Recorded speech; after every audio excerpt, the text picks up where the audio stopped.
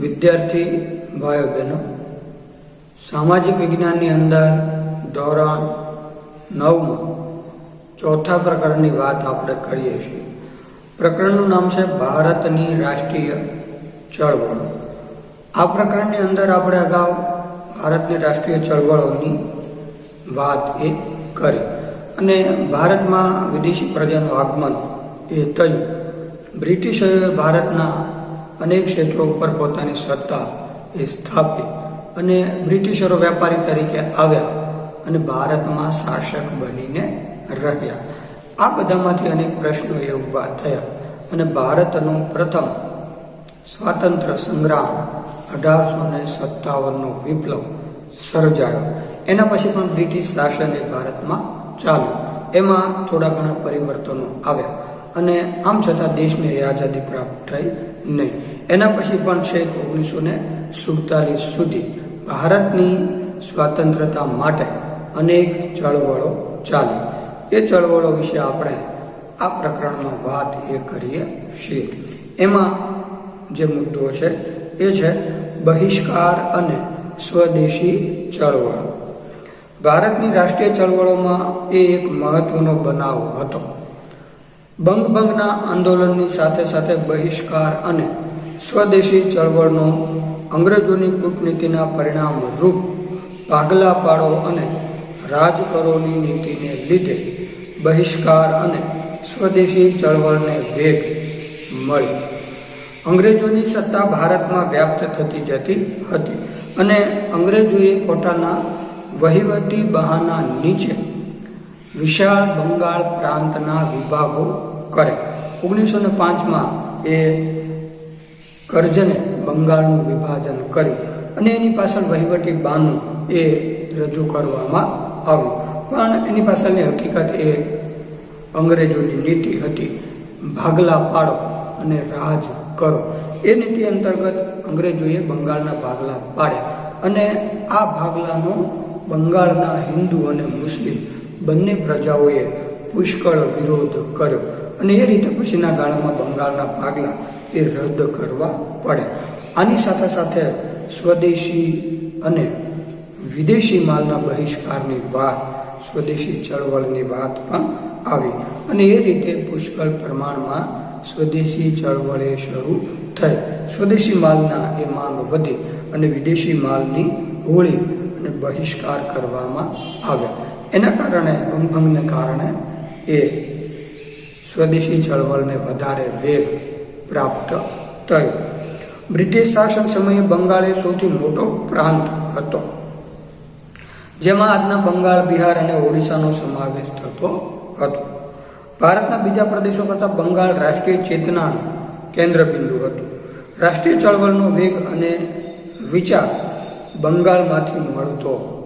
વળી 1857ના સંગ્રામમાં હિન્દુ અને મુસ્લિમ એક સાથે અંગ્રેજો સામે લડ્યા હતા.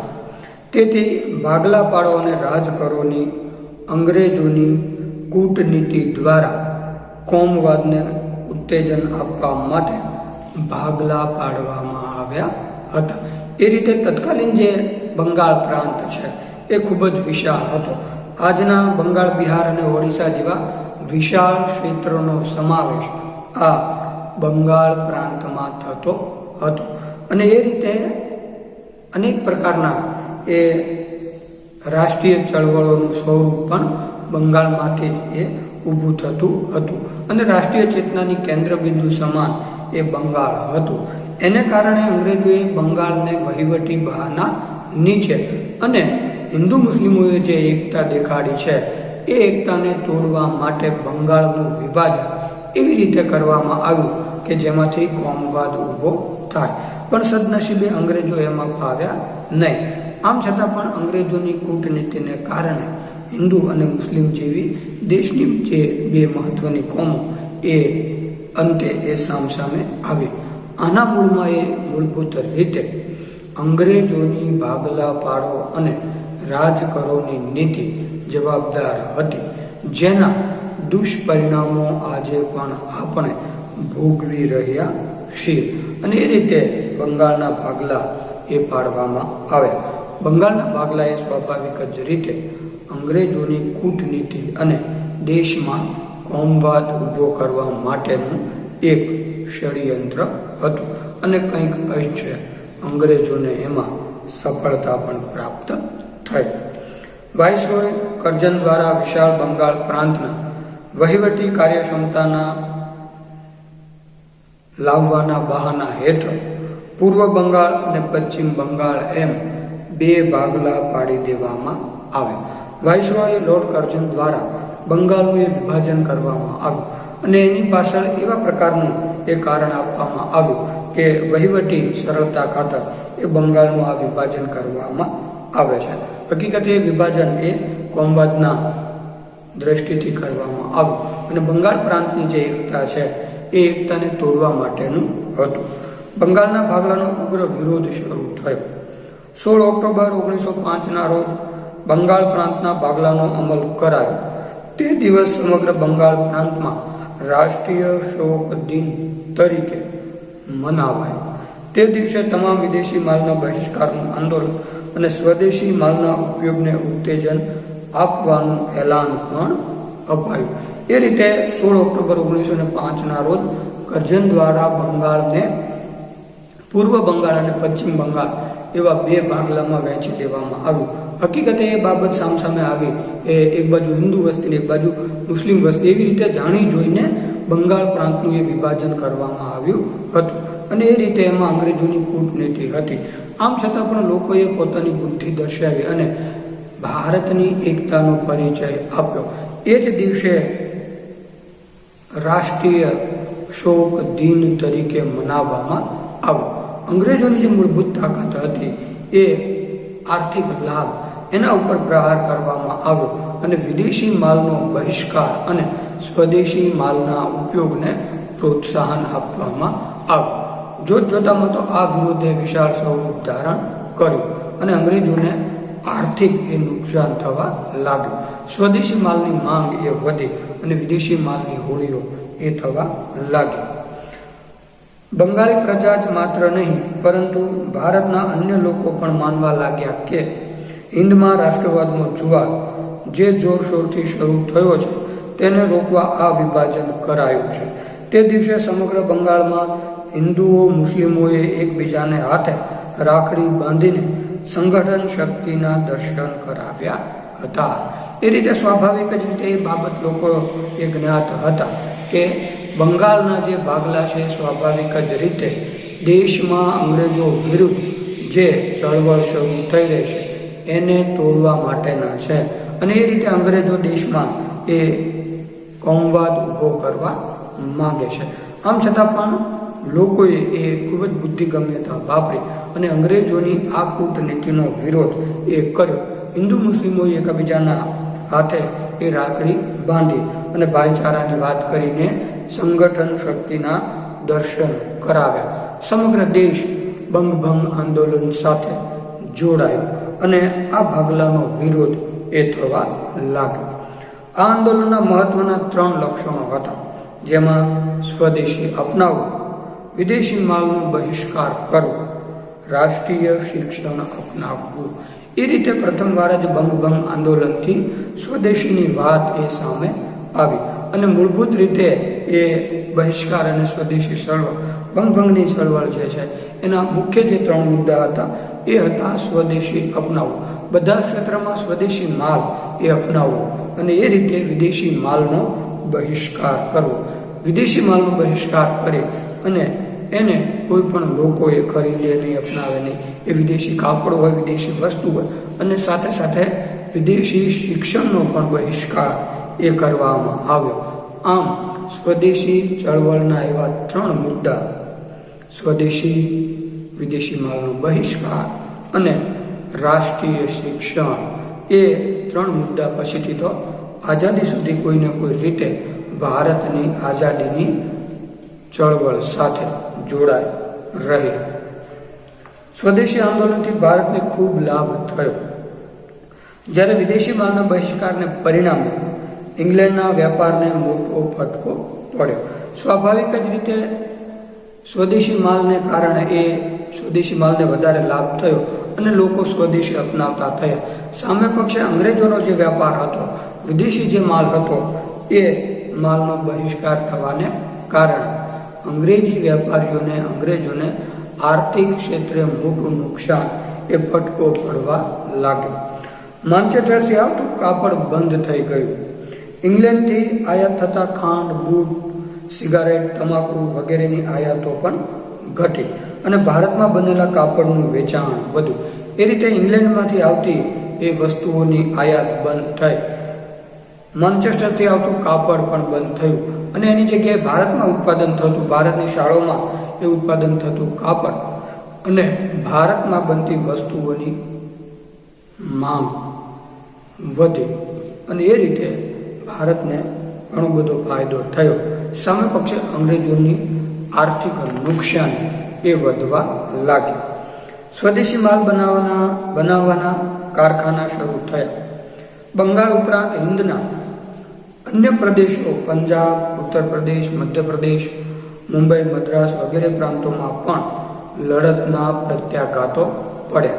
એ રીતે સ્વદેશી ચળવળ, વિદેશી માલનો બહિષ્કાર અને રાષ્ટ્રીય શિક્ષણ, સ્વદેશી શિક્ષણ અંતર્ગત બંગાળ પ્રાંતમાં જે જુવાળ ઉભો થયો એની સાથે દેશના અન્ય પ્રાંતો પણ જોડાયા અને દેશમાં સ્વદેશી વસ્તુનું નિર્માણ, એના ઉત્પાદનના અનેક પ્રકારના ગૃહ ઉદ્યોગો અને કારખાનાઓની શરૂઆત થઈ અને એમાં સ્વદેશી માલનું ઉત્પાદન એ થવા લાગ્યું. સામા પક્ષે આ જે જુવાળ છે એ બંગાળથી આગળ વધી અને દેશના અન્ય રાજ્યોમાં પણ ફેલાયો અને હિન્દના અન્ય પ્રાંતો, પંજાબ, ઉત્તર પ્રદેશ, મધ્યપ્રદેશ, મુંબઈ, મદ્રાસ વગેરે જેવા વિસ્તારોમાં પણ આ લડતના ઘેરા પ્રત્યાઘાતો પડ્યા. ગુજરાતમાં પણ સ્વદેશીની લડતનો પડઘો પડ્યો. આનો પડઘો બ્રિટિશ પાર્લામેન્ટમાં જબરજસ્ત પડ્યો અને પાર્લામેન્ટે પુનઃ વિચારણા કરીને માત્ર 6 વર્ષ બાદ જ બંગાળના ભાગલા રદ કરવા પડ્યા. એ રીતે અંગ્રેજોનો જે મૂળ હેતુ હતો એ હતો ભારતમાં આર્થિક લાભ મેળવવો અને ભારતમાં વ્યાપાર કરવો. બંગાળના ભાગલાને કારણે સ્વદેશી માલના એ અપનાવવો અને વિદેશી માલના બહિષ્કારની શરૂઆત થઈ. સાથે સાથે રાષ્ટ્રીય શિક્ષણ અને સ્વદેશીનો વ્યાપ એ વધ્યો.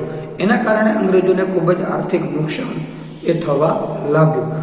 આના એ ઘેરા પ્રત્યાઘાતો છેક ઇંગ્લેન્ડની પાર્લામેન્ટમાં પડ્યા અને કોઈ પણ રીતે અંગ્રેજો આર્થિક નુકસાન એ સહી લેવા હતા નહીં અને એના કારણે અંગ્રેજોએ ખૂબ જ ટૂંકા ગાળામાં 6 જ વર્ષના ગાળામાં બંગાળ પ્રાંતના ભાગલા એ 1911માં રદ કરવા પડ્યા અને એ રીતે ભારતીયોનો પ્રથમ એ વિજય થયો અને આ બંગભંગના આંદોલનમાં ભારતીય પ્રજાએ અદ્વિતીય એકતાના દર્શન કરાવ્યા. પણ કોઈને કોઈ રીતે આપણે આ બંગભંગ આંદોલનની શીખ એ લીધી નહીં અને અંતે સંગઠન શક્તિનો, એકતાનો વિજય થાય છે એ જ્ઞાન હજી આપણને લાગ્યું નહીં અને એના કારણે આઝાદીને આવતા ઘણો સમય વીત્યો. પછીથી ભારતના આંદોલનમાં આવી એકતાના ભાગ્ય દર્શનીય થયા છે. પછીથી તો અંગ્રેજો પોતાની કોમવાદી કૂટનીતિમાં એ સફળ થયા અને એ રીતે અંગ્રેજોએ પોતાનું રાજ અને આર્થિક વ્યાપારો ભારતમાં સ્થાપ્યા. ગુજરાતમાં પણ એ સ્વદેશી ચળવળના પડઘાઓ એ પડ્યા અને ગુજરાતમાં સ્વદેશી આંદોલનો શરૂ થયા. એ રીતે સમગ્ર દેશમાં બંગભંગના પડઘા એ પડ્યા અને બ્રિટન પાર્લામેન્ટમાં છે એનો જબરજસ્ત પડઘો પડતા બંગભંગ આંદોલનને કારણે બંગાળના ભાગલા રદ કરવામાં આવ્યા. હિન્દવાસીઓનો આ એક યાદગાર વિજય હતો. સંગઠન શક્તિનો વિજય હતો. અંગ્રેજ શાસન વિરુદ્ધ જાગૃત થયેલી નવી ચેતનાનો આ નોંધપાત્ર વિજય હતો અને એ રીતે હિન્દવાસીઓનો સ્વાભાવિક જ રીતે આ એક યાદગાર વિજય હતો. દેશમાં સ્વતંત્રતાની જે ચળવળ ચાલી રહી છે, સ્વદેશીની જે ચળવળ ચાલી રહી છે એનો પડઘો પડ્યો અને દેશની સંગઠન શક્તિના દર્શન અંગ્રેજોએ કર્યા. આ ચળવળ પછી અંગ્રેજોએ સ્વાભાવિક જ રીતે ભાગલા પાડો અને રાજ કરોની નીતિને વધારે વ્યાપ્ત કરી અને દેશનું સતત વિભાજન થતું રહ્યું. અંગ્રેજી શાસન વિરુદ્ધ જે ચળવળ, જે સંગઠન કે જે ચેતના ઊભી થઈ છે એ બંગભંગના આંદોલનમાં નોંધપાત્ર રીતે દેખાય અને આ ચેતનાનો વિજય એમાં થયો અને અંગ્રેજોએ બંગાળના ભાગલા રદ કરવા પડ્યા. જો આવી ચેતના એ ગાળામાં જ વધારે ઉગ્ર બની હોત તો સ્વાભાવિક જ રીતે આપણને આઝાદી વહેલા પ્રાપ્ત થઈ હોત. પણ સદનસીબે દુર્ભાગ્ય એવું બની શક્યું નહીં અને ભારતમાં અંગ્રેજો ભાગલા પાડોને રાજ કરોની નીતિમાં સફળ થયા અને એ રીતે અંગ્રેજો વધારે ને વધારે પ્રદેશો એ પ્રાપ્ત કરતા ગયા અને વેપારીઓ મટી અને અંગ્રેજો સત્તાધીશ બની ગયા. બ્રિટનનું એ શાસન ભારત ઉપર સ્થપાયું. કંપની શાસન પછી એ તાજનું શાસન સ્થપાયું અને એમ 200 વર્ષ જેટલા ગાળા સુધી અંગ્રેજોએ ભારતને ગુલામ બનાવ્યું અને આ ગુલામ બનાવવા પાછળ અનેક કારણો જવાબદાર હતા. પણ એમાંથી અંતે ભારતીયો બહાર આવ્યા અને સમગ્ર રીતે રાષ્ટ્રીય ચળવળોએ અંતે વિશ્વની એ મહાસત્તા એવી ઇંગ્લેન્ડને પરાસ્ત કરી અને આઝાદી પ્રાપ્ત કરી. એ રીતે આપણે આ મુદ્દાની અંદર બહિષ્કાર અને સ્વદેશી ચળવળ બંગભંગની વાત એ કરી. હવે પછીના મુદ્દાની વાત આપણે આના પછીના વિભાગમાં કરશું.